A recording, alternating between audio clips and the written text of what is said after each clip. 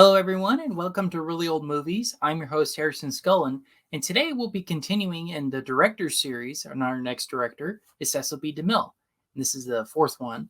And I'm excited to talk about this one today. And so, why don't we just jump right into it? So, let me share Cecil B. DeMille. So, this is Cecil B. DeMille right here. If you don't know who he is, he's known for directing Samson and Delilah, The Ten Commandments, and Greatest Show on Earth. He was a very prolific director during the silent era all the way until his death in the 1950s. So now I'll kind of give a little synopsis on his life and kind of his directing style.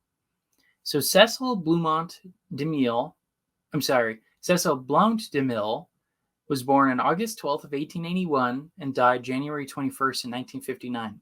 He was an American director, producer, and actor. Between 1914 and 1958, he made 70 feature films, both silent and sound. He's acknowledged as the founding father of American cinema and the most commercially successful producer and director in film history. His films were distinguished by their epic scale and by his cinematic showmanship. His silent films included social dramas, comedies, westerns, farces, morality plays, and historic pageants. He was an active Freemason and a member of Prince of Orange Lodge No. 16 in New York City. DeMille was born in Ashfield, Massachusetts, and grew up in New York City. He began his career as a stage actor in 1900. He later moved to writing and directing stage productions, some with Jesse Lasky, who was then a vaudeville producer. DeMille's first film, The Squaw Man from 1914, was also the first feature-length feature film shot in Hollywood.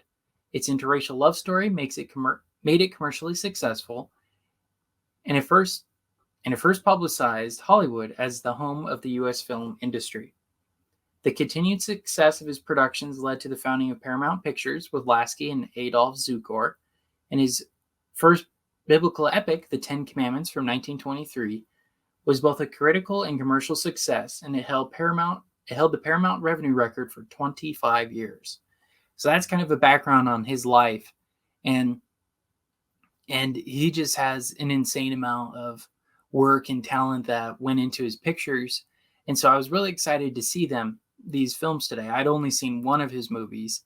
And what I love about doing this series is, one, I get to watch more old movies because it's just so hectic. Trying to do one a week is just crazy enough. But this helps me watch more. But then also learning more about the styles of specific directors from the classic Hollywood era. So now let's talk a little bit about his style. So DeMille's filmmaking process always began with extensive research. Next, he would work with writers to develop the story that he was envisioning. Then he would help writers construct a script. Finally, he would leave the script with artists and allow them to create artistic depictions and renderings of each scene. Plot and dialogue were not a strong point of DeMille's films, and his big focus really was on the set designs and on the filmmaking itself. And you'll kind of notice that throughout his filmography. So now let's talk about the first film that I'll be discussing, and this is my lowest ranked. Now, like I said before, these are just 5 movies that I picked to watch, not necessarily my 5 favorites, because these are the only 5 that I've seen by him. So hopefully down the road, I'll have a list like that. But until then, these are just the 5 movies that I have seen by him. So the lowest rated one we'll talk about is Cleopatra from 1934. And this stars Claudette Colbert. And this is probably one of his most well-known, if not I don't know if it's his most well-known, but it's one of his better-known films in his filmography. I'll just give you a short synopsis from the Letterboxd. The Queen of Egypt, Cleopatra, barges the Nile and flirts with Mark Antony and with Julius Caesar. So that's pretty much it, right? But I would agree with that. That's pretty much the whole premise of the film, is that she first attracts Julius Caesar, and then she is with Mark Antony for a little bit, and it just kind of culminates into the fall of the Roman Empire, into becoming more of a dictatorship than a republic like it used to be. And just kind of Cleopatra's involvement in that. So let me get my thoughts on the film. I gave it a 2.5 out of 5 overall. I thought it was a pretty boring film. The costumes and set pieces were incredible, and I'll be saying that a lot throughout Cecil B. DeMille's uh, filmography here. He's got an eye for set design, camera angles, costumes, and also a fact is he'd always work with thousands and thousands of extras, so it's a big scoped film, for sure. But the dialogue and acting were super dull and super boring. I'm not gonna lie, I was really bored with it. And normally I wouldn't be, like the number one on this list that I'll be talking about later on. Um, it's a lot like this movie, so you'll see what I mean later on. But yeah, I thought Claudette Colbert to me just doesn't fit this role. I think she's much better in a role uh like It Happened One Night with her and Clark Gable. I love her in that. She's great. She's hilarious. In this, it just feels she's a little miscast. And then I don't know. It's just I didn't like the Mark Antony rather actor either. Just all around, it's if you want to see the scope in the cinema and whatnot, I think it's good for that. Just to seeing wow, in the 1930s they had these huge sets and whatnot, but it's pretty lacking. I was pretty disappointed with it because this is one you hear about all the time. Oh, you got to see this by Cecil B. DeMille. So yeah, I was pretty let down. All right, so now we'll go on to my number 4, which is called The Greatest Show on Earth. So let me give a short synopsis. To ensure a full profitable season, circus manager Brad Braden, who's played by Charlton Heston, he engages the great Sebastian, though this moves his girlfriend Holly from her hard-won centered trapeze spot. Holly and Sebastian begin a dangerous one-upmanship duel in the ring while he pursues her on the ground. And that's a pretty good description of the plot. So overall, I gave the film a 3.5 out of 5. I thought it was pretty good. It took a while to start. It could easily have cut out a good 20 to 30 minutes of the film, especially at the beginning. Because once Sebastian breaks his body, this to me is when the film really starts to take off, where all the action and all of the, disparity kind of builds up and gets into it. And also when the train crashes, that to me is when I said, okay, this is why the film won Best Picture, because this is a Best Picture winner, by the way. It's because there's a lot of dramatic moments that surround the train crashing. So I totally get it from that point onward. I thought James Stewart was great. He's probably the best actor in the film overall. He plays the clown on the right here. I thought he was great in this role. And I do like Charlton Heston. I thought he was good in this movie as well. But I still think Jimmy Stewart was the better of the actors. And then the actress for Holly, I thought she was good, though I do think she was a bit overdramatic in some scenes. I didn't like her as much, especially when talking with Sebastian. It got a little hokey, not going to lie. But overall, it's a good film, but I honestly don't see the need for the narration that was throughout the movie that Cecil B. DeMille did. Because what's weird about it is with that narration, it makes it seem like a documentary of a circus, but then with the actors and whatnot, it just feels like a drama. So it's kind of a weird combination of a documentary and real film. So I wasn't a huge fan of that. I kind of wish they just stuck with the drama aspect, not trying to make it into a documentary. I also think that we didn't need 6 different scenes of Sebastian and Holly competing against each other. I think that could easily been maybe 3, even 4. That's really it. Because they feel very repetitive and are very similar. And so that's probably a portion that I would trim down on, is just showing 2 or 3, maybe in 4 scenes like that. But other than that, I liked it. I had a good time with it. I could see why it won Best Picture, like I said, especially after the train crashes and in those dramatic moments. But it is a little silly at other scenes too, and not just because it's at a circus. So yeah, that's why it's my number 4. All right, next we'll move on to my number 3, which is Union Pacific from 1939. So let's give the plot synopsis of this from Letterboxd. One of the last bills signed by President Abraham Lincoln authorized pushing the Union Pacific Railroad across the wilderness to California. but financial opportunist Asa Burrows hopes to profit from obstructing it. Chief troubleshooter Jeff Butler has his hands full fighting Barrow's agent gambler Sid Campo, Campo's partner Dick Allen, who's also Jeff's war buddy, and rival suitor for engineer's daughter Molly Monahan. Who will survive this effort to push the railroad through at any cost? So yeah, I think that's a great synopsis of the film. And so overall, my review of it, I gave it a 4 out of 5. I actually really liked it. That was a great film about, the first transcontinental railroad and whatnot, and kind of the craziness surrounding that. And that's another thing that I like about Cecil B. DeMille's films, is that he puts his research in, and he likes to talk about historical moments like this one, where this actually happened. It's based off real events, like Cleopatra and this movie, right? They're based on real events. But then he also adds in his little romances into it that weren't really a part of it, but kind of helped the story along as well. Makes it the Hollywood feel, if you will. So I like that. I also, I love the action scenes, particularly at the end when there's the shootout with the Indians. I thought that was great. I really liked the actor who played Jeff. He was a great cowboy. I thought he was probably the best character in it. Really awesome. And then also, I was actually surprised to see, is it David Preston? I can't remember his name, but he's in The Music Man. I was surprised to see him in this movie. He plays the Dick Allen character, the one on the left here. Yeah, that was awesome. Robert Preston, that's his name. So that was awesome. Their dynamic was fun. And I think Barbara Stanwyck was great in this movie too. Although I will say her accent, she's playing an Irish woman, kind of, it's okay. Sometimes you hear it, sometimes you don't. It's just her normal accent. So I don't know if that was completely necessary, but it was trying to talk about how back then it was the Irish who were helping with the railroads, my ancestors. So, okay, I could get that. It's just her accent was okay.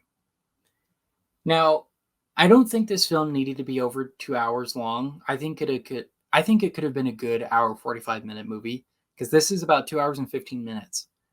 I think a lot could have been trimmed down because we're going to several towns throughout the movie. I think we just needed to do like 2 or 3, if that, because there's probably like 5 or 6 that we go through. Kind of like in the last movie I discussed, Greatest Show on Earth. I think he likes to overindulge in showing and trying to, hammer in our heads, this is what's going on, this is how they did it. But I don't think we need that many examples.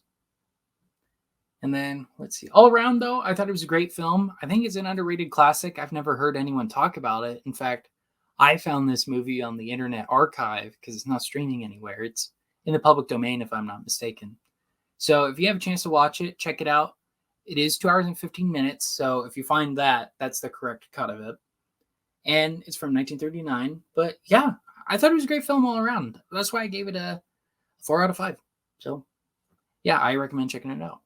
Okay, so the next film on the list is The King of Kings from 1927. So the reason why I picked this movie is because I wanted to show kind of a whole scope of his career from the silent era till the 1950s when he passed away. So that's why this film's on here. And let's give a short synopsis. Although if you're familiar with the Gospels, you'll be familiar with this plot.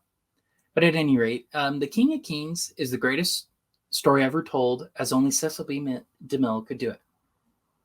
In 1927, with working with the biggest budgets in Hollywood history, DeMille spun the life and passion of Christ into a silent era blockbuster.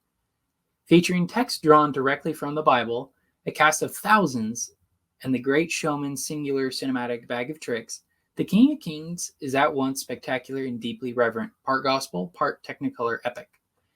And so I actually agree with this plot synopsis a lot. I gave it a 4.5 out of 5 because it's got great cinematography. It's got great costume design. At the beginning of the film and at the end of the film, there's beautiful technicolor scenes that are really, really interesting. The beginning one's with Mary Magdalene, and then the last is when Christ resurrects from his crucifixion. So yeah, I love both of those scenes. Really great. And like I said, if you're familiar with the Gospels, you'll be familiar with the plot of this story. Although Cecil B. DeMille, he kind of adds his little twist in it. And I really think it is one of his best films. It was amazing. Even though it's a silent film, But the dialogue is direct quotes from the scriptures. I love that so much. You know, he did take some creative liberties, but honestly, it really captures the story really, really well. I love the actor that they have here who plays Christ. He's played by the guy who plays Mr. Oh, what's his name? If you've ever seen It's a Wonderful Life, I think he's Mr. Garrow or Mr. Darrow, something like that.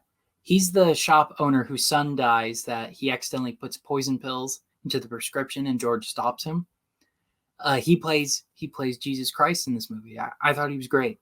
He's great in that role. You know, he's got these beautiful blue eyes that really captivates you, and just all around the cast was incredible. I loved every scene in this movie. It was great. You know, like I said, if you know the Gospels really well, you'll know kind of what comes next. And it was great. Great film all around. Highly recommend it. Even if you're not religious, I think you'll get a lot out of it because it's an epic film. Huge, huge set pieces, especially the scene where he's casting people out of the temple, you know, who are selling and whatnot, making the Father's house a house of merchandise, you know, that scene. Huge, huge scene. And then also the scene with Pontius Pilate. All around, it's a great film. I love it. I highly recommend it. It really is one of the best Cecil B. DeMille films. And that's why it's my number 2. It was excellent. Okay, so now I'll be talking about my number 1 film overall of Cecil B. DeMille's filmography is The 10 Commandments from 1956. Oh, what a great film. Let me give you a short synopsis. So, escaping death, a Hebrew infant is raised in a royal household to become a prince. Upon discovery of his true heritage, Moses, played by Charlton Heston, embarks on a personal quest to reclaim his destiny as the leader and liberator of the Hebrew people. What a great tagline, I think. It really does sum up the whole film. Yeah, I loved it. I gave it a 4.5 out of 5 as well. Cecil B. DeMille's magnum opus, in my opinion. I think this really is his best movie. And sadly, it's also his last movie. And I think that's a little tragic, right? That we didn't get more out of him because to me, this really showcases everything that's great about his movies. You know, great actors. Charlton Heston is fantastic as Moses, and so is Yul Brynner as Ramses. The set design and costumes, all designed, I believe, by Arnold Freiberg, who's a painter in the LDS church that I'm a member of. And great, great costumes there. The special effects are incredible, especially the scene where he's parting the Red Sea, like in this photo here. Incredible moment. Yeah, just all around fantastic film, fantastic director. And again, like with The King of Kings, if you're familiar with the book of Exodus, you'll pretty much know what's going to happen in this movie. Because it really is about his life from when he was an infant, you know, being sent down the Nile and then being picked up and whatnot. From that moment all the way until he brings down the 10 Commandments and they're marching through the desert towards trying to get back into Jerusalem, you know, after 40 years. They don't show all of that, I don't think. But yeah, no, it's a great film, great scope, great overall look at his life. And if you're a fan of Prince of Egypt, you'll like this too, because it's pretty much what the Prince of Egypt does in that movie as well. His whole life. But yeah, I think I like this more than I did the first time I saw it. The first time I saw it, I was pretty young, because that's another aspect. This film is about 4 hours long, just about. And if you watch on VHS, it takes 2 tapes. DVD, I'm pretty sure it takes 2 DVDs. But yeah, I think it's great. All around a great film, because the first half of the movie talks about him learning who he really is. He's not Egyptian. He's actually Hebrew. And so just kind of that. And then the second half is him kind of taking up to arms what he's going to do, which is help deliver the people from Pharaoh's grasp. So yeah, I love that. Great story. One of the best biblical stories as well. One of my favorites. And yeah, overall, great film. And really it is Cecil B. DeMille's magnum opus. All right, so that's kind of the filmography of Cecil B. DeMille. He was a great director, and again, I wish we got to see more out of him. I think he was going to do a Lord Baden-Powell film, who's the founder of Boy Scouts of America. He was going to do a movie about him. I think he was going to do a couple more movies, but yeah, he was very, very talented and a great director. And although I didn't like some of his movies in this list. I do want to keep watching more, especially Samson and Delilah. And I think, what's the other one? I think it's The Last Temptation of Christ is another one he did. I could be wrong, but he did a couple more movies that are big and epic on this scale. I think that was his strong suit, was doing movies like The King of Kings and The Ten Commandments. So yeah, if you haven't checked out his filmography, I highly recommend starting out with The Ten Commandments. And then from there, maybe King of Kings, that one's really good. And then after that, yeah, you could kind of decide from there. But yeah, he's a great epic director that I think is severely underrated. He definitely gets overshadowed by Alfred Hitchcock and William Wyler and a couple other directors, which is a shame. Because back in his day, he was like the biggest director. But now, most people, if you're a fan of old movies, only really know him as his cameo in Sunset Boulevard, which is a shame. And I'm glad I got to do this to learn more about his filmography, and I'm excited to do more. All right, well, those are my thoughts on the films of Cecil B. DeMille. And the next director is George Cukor, who's known for Philadelphia Story, Gaslight, and a couple other movies. I'm really excited for that. And hopefully, fingers crossed, that will be a live stream on August 19th at 7 p.m. Pacific Standard Time here on YouTube. All right, well, thanks again, everyone, for coming on today and watching today's episode. And make sure to follow me on Instagram at Really Old Movies, where I discuss details about different films each and every week. And then new podcast episodes are released Saturdays, 8 p.m. Pacific Standard Time on Apple Podcasts, Spotify, and Amazon Music. And the video versions are released Mondays at 7 p.m. on YouTube and Rumble. All right, and thanks again for watching today's director series. I'm so excited to keep going forward. I'm going to keep doing this, and then eventually I'm going to bring in actors and whatnot. It's a really fun series. So thanks again. This has been Really Old Movies. I'm your host, Harrison Scullin. Take care.